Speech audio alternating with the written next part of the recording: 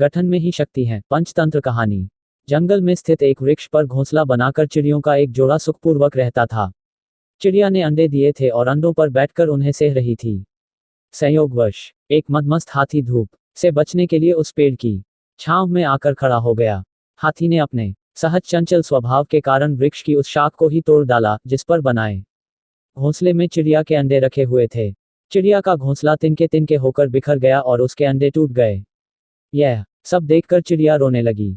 चिड़िया के विलाप को सुनकर उधेर से गुजर रहा उसका साथी कठफोड़वा रुक गया और कहने लगा, विलाप करने से तुम्हारे बच्चे जीवित नहीं हो जाएंगे। बुद्धिमान लोग विपत्ति के समय रोते बिलखते नहीं बल्कि अपने धैर्य का परिचय देते हैं, जबकि मूर्ख प्राणी रोने चिल्लाने के अलावा और कुछ नहीं करते। मित्र, आप सत्य कह रहे हैं, परंतु जिस पर बीतती है वही जानता है। इस दुष्ट हाथी ने अकारण मेरे बच्चों की हत्या की है। यदि आप मेरे सच्चे मित्र हैं तो उस दुष्ट हाथी को दंड देने में मेरी सहायता करें। विपत्ति के समय में ही सच्चे मित्र की पहचान होती है।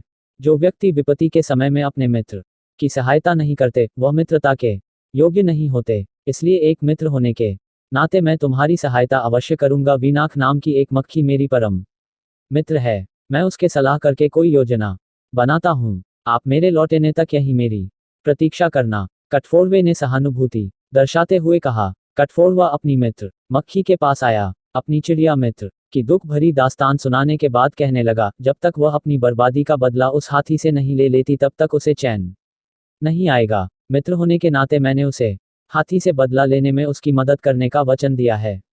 मित्र मित्र होता है और फिर मित्र का मित्र भी तो मेरा ही मित्र हुआ। मैं उसकी सहायता करने में आपका जरूर साथ दूंगी। मेघनाथ नामक मेरा एक मेढक दोस्त है। मैं उसे बुला लेती हूँ और फिर मिलकर योजना बनाते हैं। मक्खी ने अपने परम मित्र मेढक को बुला लिया और वह तीनों रोटी बिलखती चिड़िया के पास जा पहुंचे। आपस में काफी देर तक विचार विमर्श करने के बाद उन चारों ने हाथी का वध करने की योजना बना डाली। मैं दोपहर के समय उस दुष्ट हाथी के पास जाकर उसके कान के पास वीणा जैसा मधुर स्वर निकलूंगी, जिसे सुनकर हाथी मदमस्त होकर अपनी आंखें बंद कर लेगा।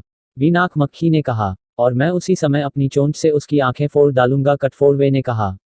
प्यास से व्याकुल होकर जब वह जल की खोज में निकलेगा, मैं अपने परिवार के सदस्यों के साथ गहरे गड्ढे में छिपकर टर टर की आवाज निकलूंगा। वह दुष्ट हाथी समझेगा वहां पीने के लिए जल उपलब्ध है, और वह जैसे ही उस गहरे गड्ढे की ओर बढ़ेगा उसमें गिर जाएगा और भूख प्यास से तड़प तड़प कर अपनी जान दे देगा। मेघनाथ मेढक ने योजना को अंतिम रूप देते हुए कहा। दूसरे दिन चारों अपनी योजना को कार्यरूप देने के लिए एक साथ निकल पड़े। चिड़िया की देखरेख में योजना को अंजाम दिया जाने लगा। वीनाक मक्खी ने हाथी ने मदमस्त होकर अपनी आंखें फोड़ डाली। वह बुरी तरह तड़पने लगा और उसे प्यास सताने लगी। योजना के अनुसार एक गहरे गड्ढे के पास मेघनाथ मेढक और उसके परिवार के सदस्य टर टर की आवाजें निकालने लगे।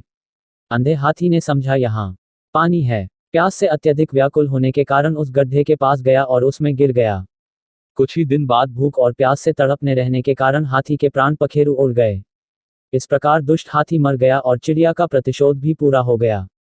कथा सार। असमर्थ और दुर्बल प्राणी भी एक समूह में रहकर और संगठित होकर बहुत कुछ कर सकता है।